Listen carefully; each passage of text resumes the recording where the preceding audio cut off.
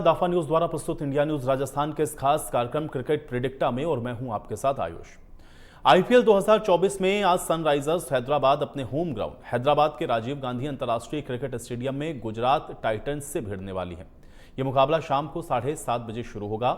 हैदराबाद ने 12 में से 7 मैच जीते हैं और पॉइंट्स टेबल में 14 अंक के साथ वो चौथे स्थान पर है, जबकि गुजरात ने अपने 12 मैचों में से 5 में जीत हासिल की है और पॉइंट्स टेबल में वो 8वें स्थान पर है। तो पैट केमिंस की कप्तानी वाली हैदराबाद की टीम ये मैच अगर जीतती है तो लगभग प्लेऑफ के लिए वो क्वालिफाई कर लेगी। शुभमन गिल की कप्तानी वाली गुजरात की टीम प्लेऑफ की रेस से बाहर हो चुकी है।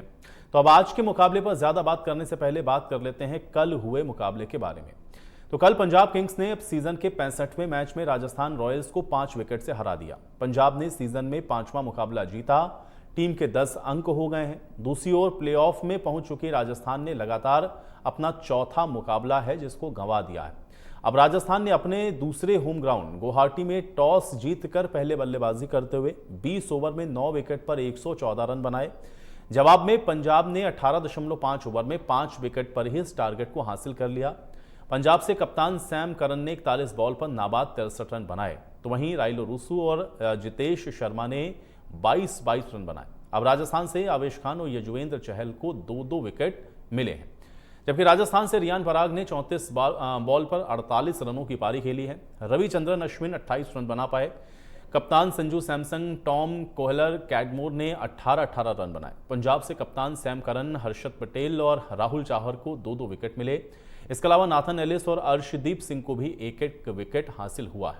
और चलिए अब बात कर लेते हैं आज के मैच के बारे में।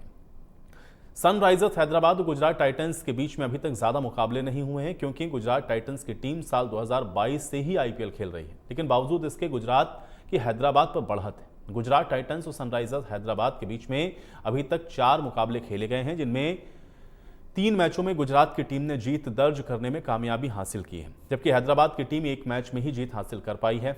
इस बीच मैच एसआरएच के होम ग्राउंड पर होगा, इससे उसको फायदा हो सकता है। वहीं इस बार हैदराबाद की टीम नए रंग और नए रूप में भी देखने को मिल रही है। ऐसे में गुजरात का उससे पार पाना उतना आसान नहीं होगा।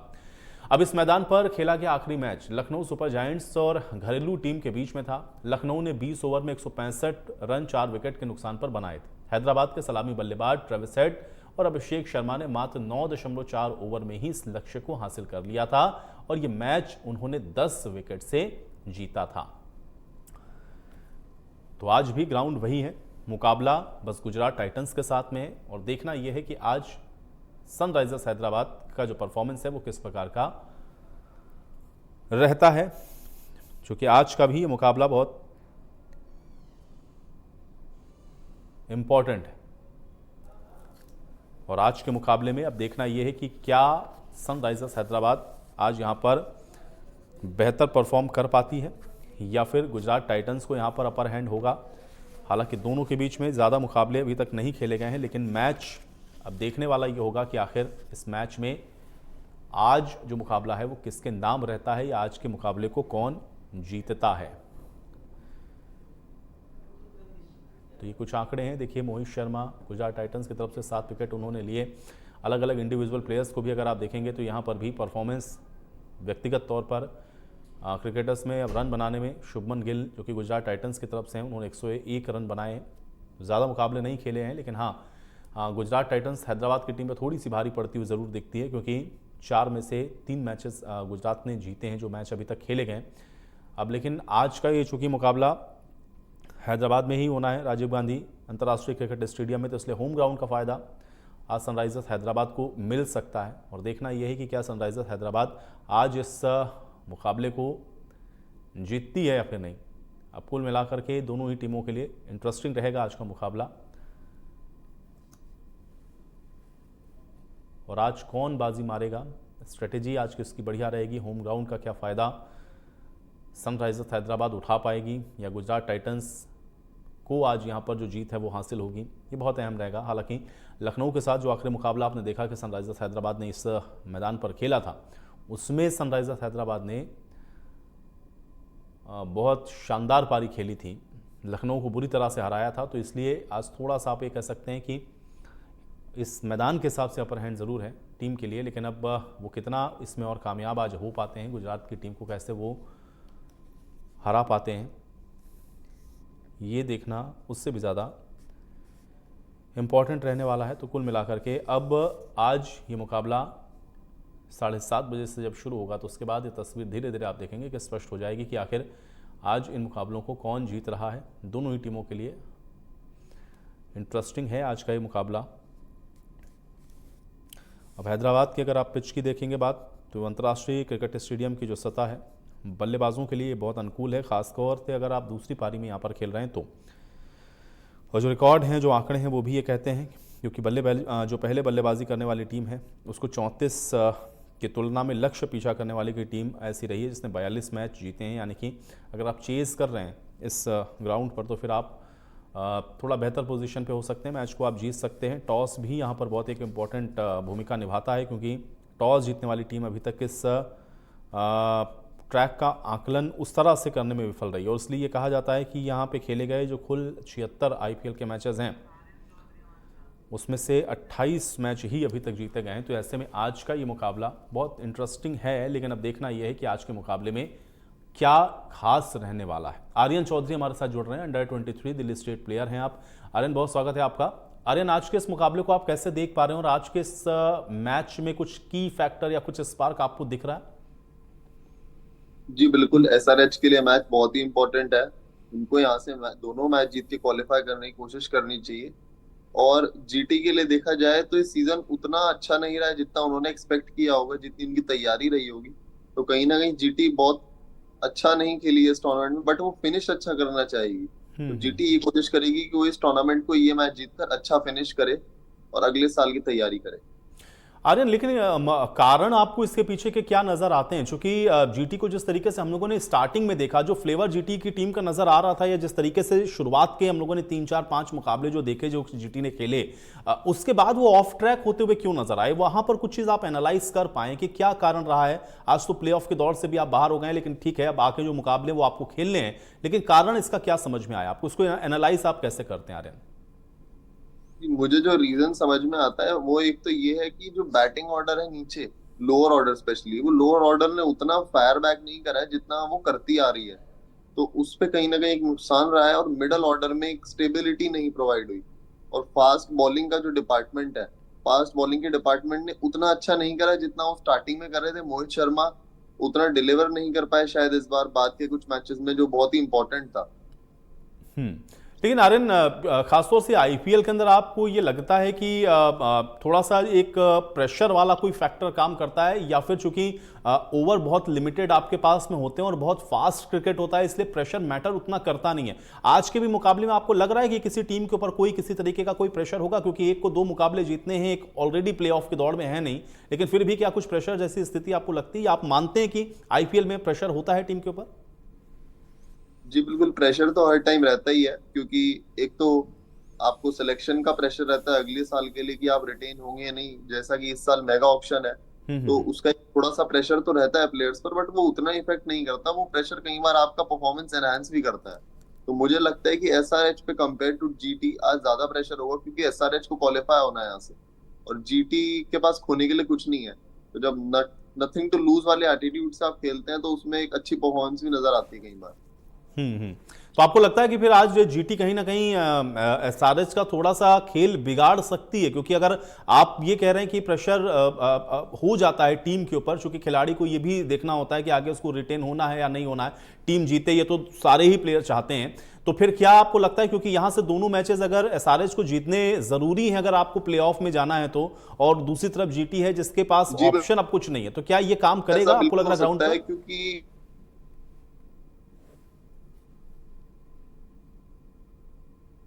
आर्यन, चलिए, मुझे लगता है शायद कुछ तकनीकी समस्या है, आर्यन से हमारा संपर्क टूट गया, दोबारा से कोशिश करेंगे कनेक्ट करने की। तो इंपॉर्टेंट है ये मैच, क्योंकि एसआरएच के लिए आप देख रहे हैं कि यहां से प्लेऑफ की जो दौड़ है वो बहुत जरूरी है। आज का मैच हालांकि अगर आज एसआरएच जीत लेती है तो फिर प्लेऑफ में जाने की उसकी जो उम्मीदें हैं वो बरकरार रहेंगी।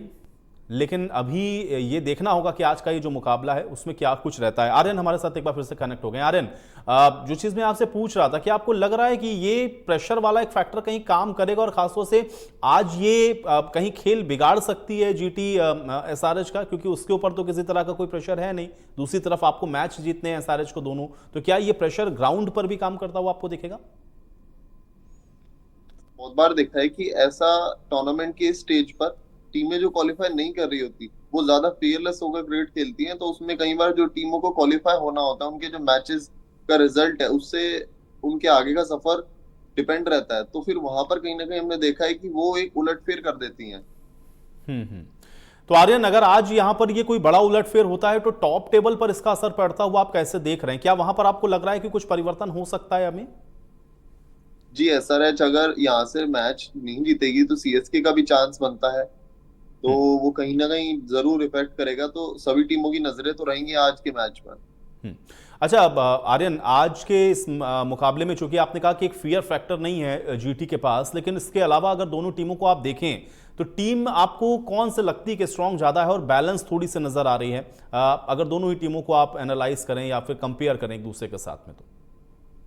ये अगर मैं कंपेयर करना चाहूँ तो एसआरएच कंपैरेटिवली थोड़ी सी एक बेटर बैलेंस साइड नजर आती है, और एक उनका होम ग्राउंड भी है तो उससे कहीं ना कहीं थोड़ा सा इफेक्ट जरूर पड़ता है मेंटली। हम्म। लेकिन आर्यन, चूंकि आपने कहा ये होम ग्राउंड है और ये मुझे लास्ट मुकाबला भी एसआरएच का याद आता है जो लखनऊ के साथ इन्होंने मैच खेला था, और जिस तरीके से शानदार तरीके से हम लोग कह सकते हैं कि उस मैच को जीता एसआरएच की टीम ने, लखनऊ को बुरी हार का सामना करना पड़ा। क्या वो एक मोटिवेशन होगा, एक वो मनोबल आपको लगता है कि एक प्लस फैक्टर के तौर पर एसआरएच के लिए आज काम करेगा और इसलिए गुजरात को मुश्किल में डाल सकती है एसआरएच की टीम? जी बिल्कुल, हमने देखा है कि एसआरएच ने बहुत ही एग्रेसिव ब्रांड ऑफ क्रिकेट खेला है, तो वो कहीं ना कहीं उनको हेल्प जरूर करेगा और वो कोशिश करेंगे कि वो उसी तरह एक उसी गेम को आगे बढ़ाने की कोशिश करें। हम्म। ट्रेविस हेड है, अभिषेक शर्मा है, वो हम्म। उसी तरह का बैटिंग फॉर्म कंटिन्यू करने की कोशिश करेंगे। नीचे हेनरिक क्लासन है, तो वो कोशिश यही करेंगे कि उसी तरह से वो खेले और कोई ऐसा चेंज ना करे अपने बैटिंग ऑर्डर में। हम्म। तो अच्छा, आज स्ट्रेटेजी आपको क्या लगता है कि टीम की क्या होनी चाहिए, और स्पेसिफिकली इस ग्राउंड के बारे में थोड़ा सा अगर आप दर्शकों को बता पाएं कि यहां पर किस स्ट्रेटेजी के साथ टीम को जाना चाहिए मैच में? जी, मुझे ऐसा लगता है कि स्ट्रैटेजी होनी चाहिए कि पहले बैटिंग करके वो रन ही इतने बना दीजिए कि दूसरी टीम को चेज करने का एक थोड़ा सा प्रेशर रहे, तो जो भी टीम पहले टॉस जीतेगी वो पहले बैटिंग करने को ही देखेगी। हम्म। लेकिन आर्यन, ये जो मैदान है इसके बारे में जो मैं कुछ फैक्ट्स देख रहा था उसमें चेज करने वाली टीम ने मैचेस जीते ज्यादा हैं, तो इसलिए क्या स्कोर ज्यादा होना जरूरी है, या फिर अगर आप पहले बैटिंग ऑप्ट कर रहे हैं तो फिर आपको बहुत ज्यादा डिपेंड होना पड़ेगा कि आपके बॉलर्स कितना बढ़िया सद के गेंदबाजी कर सकते हैं, क्योंकि जो चेज करने वाली टीम है वो मैचेस जीत ज्यादा रही है, आंकड़े ये कहते हैं अभी तक का आईपीएल का जो इतिहास रहा है। तो क्या आपको लगता है इस स्ट्रेटेजी के हिसाब से? जी, मुझे ऐसा लगता है कि जो बहुत बड़ा मैच होता है उसमें कई बार आंकड़ों पे बहुत ज्यादा नहीं जाना चाहिए, तो चेस करते हुए एक जो प्रेशर होता है वो अगर पहले बैटिंग करेंगे तो फ्री होकर ज्यादा खेलेंगे, ज्यादा फील्डलेस क्रिकेट खेल सकते हैं एसआरएच, या चाहे जीटी की भी पहले बैटिंग हो। हम्म। अच्छा आर्यन, क्या टॉस आपको लगता है कि आज यहाँ इस मैच में भी कोई इंपॉर्टेंट रोल प्ले करेगा, या टॉस की कोई उतनी ज्यादा इंपॉर्टेंट वैल्यू आज आप नहीं देखते इस मैच में? टॉस की बहुत ज्यादा इंपॉर्टेंट वैल्यू नहीं है। मेरा ये मानना है कि अगर टॉस जीतते हैं तो पहले बैटिंग करेंगे, अगर नहीं भी बैटिंग करेंगे तो चेज करने के लिए भी इस विकेट में ऐसी कोई दिक्कत नहीं है। हमने देखा चेज भी इस विकेट पे बहुत ही अच्छा से कर सकते हैं। हम्म।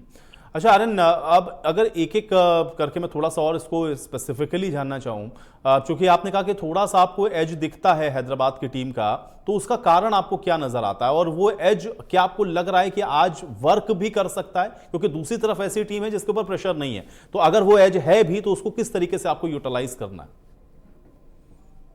जी, अगर वो एज है तो हमें यूटिलाइज उसको इस तरफ से देखेंगे कि एसआरएच करती नजर आएगी। एक तो जो उनका ओपनिंग स्टैंड है वो बहुत ही अच्छी स्टार्ट अगर प्रोवाइड करता है, तो मुझे लगता है जब जब एसआरएच ने बहुत अच्छा ओपनिंग स्टैंड प्रोवाइड किया है तो उसके बाद वो मैच में बहुत ऊपर निकल जाता है, फिर वहां से उनको हराना बहुत मुश्किल हो जाता है। हम्म। आर्यन, अच्छा अगर दोनों ही टीमों में आप एक एक मैं जानना चाहूँ, गेंदबाज या बल्लेबाज, दोनों ही टीमों का एक गेंदबाज एक बल्लेबाज, आपको क्या लगता है फोकस में कौन हो सकता है एसआरएच में भी और दूसरी तरफ जीटी में भी? जी मुझे लगता है नटराजन आज रहेंगे एसआरएच की तरफ से और नूर अहमद रहेंगे जीटी की तरफ से। हम्म। और दूसरा ये है कि आज इम्पैक्ट प्लेयर को आप कैसे देख पा रहे हैं और क्या हो सकता है, इम्पैक्ट प्लेयर्स के बारे में क्या बता सकते हैं? आज शायद मुझे लगता है जयंत यादव को भी एक चांस देना चाहिए इम्पैक्ट प्लेयर में। हो सकता है राहुल तेवतिया हो इम्पैक्ट प्लेयर, हम्म। अभिनव मनोहर हो, काफी सारे ऑप्शन है गुजरात टाइटंस के पास। लेकिन टेक्निक किसकी आपको बेहतर दिख रही है अभी, चूंकि ये होम ग्राउंड होने की वजह से आप एज पर रखते हैं टीम को हैदराबाद की, या इसके पीछे के कुछ और कारण भी आप मानते हो? टेक्निकली आपको क्या लगता है कि कौन सी टीम थोड़ा सा ज्यादा साउंड है, या तो आपको लगता है कि नहीं वो बेहतर है, टेक्निक्स बेहतर है? ये अलग बात है कि हो सकता है कि खिलाड़ी इंडिविजुअल उस तरीके के परफॉर्मेंस को ना दे पाए हो ग्राउंड पर, दोनों ही टीमों को अगर आप देखें तो। जी टेक्निकली तो नहीं कहना चाहूंगा, मैं कहूंगा थोड़ा सा एक जो कॉन्फिडेंट है, हम्म। कॉन्फिडेंट एसआरएच ज्यादा है, क्योंकि एसआरएच बहुत ही एग्रेसिव खेलती आई है और उस कॉन्फिडेंस पे चलते ही वो आज मेरे ख्याल से थोड़ा सा एक जो एज है वो रखती है मैच में। हम्म। और स्कोर आपको क्या लगता है यहाँ पर कितना होना चाहिए, क्योंकि अगर इस टीम में आप ये कह रहे हैं कि इस पिच पर आप ये कह रहे हैं कि चेज करने वाले को आपको थोड़ा मुश्किल में डालना है, तो एक बड़ा स्कोर आपको लगता है कि यहाँ पर होना चाहिए? और अगर वो बड़ा स्कोर है तो कितना होना चाहिए कम से कम? जी बिल्कुल, मेरे हिसाब से कम 200 के आसपास टारगेट करना चाहिए। अगर एसआरएच पहले बैटिंग करती है तो वो जो शायद 220 भी टारगेट करे, बट 200 के आसपास तो करना ही चाहिए। हम्म। अच्छा, अभी जीटी के पास कोई ऑप्शन आपको लगता है कि किसी तरह से पॉइंट्स टेबल में कोई परिवर्तन होकर के, या वो प्लेऑफ की दौड़ से आपको लग रहा है कि वो पूरी तरह से बाहर है, अभी कोई ऑप्शन नहीं है जीटी के पास? जी नहीं, जीटी के पास क्वालिफाई करने का कोई भी ऑप्शन नहीं, क्योंकि वो ये मैच जीत भी लेती है तो उसके बाद 6 ही मैच जीत पाएगी। हम्म। तो जीटी के पास यहाँ से कोई ऑप्शन नहीं है, बट जीटी एक अच्छा टूर्नामेंट फिनिश कर सकती है। बॉटम पे ना फिनिश करके वो थोड़ा सा ऊपर जरूर आ सकती है। अच्छा, इसके बाद आनंद, चूंकि आपने ये भी कहा क्योंकि मेगा ऑक्शंस होने, तो क्या यहां से आगे आपको लगता है कि टीम में भी कुछ बड़े परिवर्तन हो सकते हैं? क्योंकि कुछ खिलाड़ियों ने इस बार आईपीएल के अंदर बड़ा ऐसा भी लगता है कि निराश किया है थोड़ा सा, जो उम्मीदें थी उनसे उस तरीके के परफॉर्मेंस नहीं हुए, तो क्या ये सारी चीजें इंपैक्ट करेंगी आगे? जी बिल्कुल, प्लेयर्स के दिमाग में तो ये चीज जरूर होगी, क्योंकि मेगा ऑक्शन है तो उनका ये रोल एक टारगेट रहेगा कि वो कहीं ना कहीं रिटेन होने वाले प्लेयर्स की लिस्ट में रहे, जो कि बहुत ही मुश्किल होने वाला है। बहुत मुश्किल होने वाला है कि किस प्लेयर को रिटेन कर किस प्लेयर को जाए। हम्म। अच्छा आर्यन, आपने ये कहा क्योंकि स्कोर ज्यादा हो तो आप जो चेज करने वाली टीम है उसको थोड़ा मुश्किल में डाल सकते हैं, तो क्या आपको ये लगता है कि गेंदबाज दोनों ही टीमों के पास कैपेबल हैं इस तरह के? क्योंकि जो भी टीम पहले बल्लेबाजी करने के लिए उतर रही है, वो कैसे रोकेगी? क्या दोनों ही टीमों के पास आपको लगता है कि गेंदबाज हैं जो बेहतर परफॉर्म कर सकते हैं?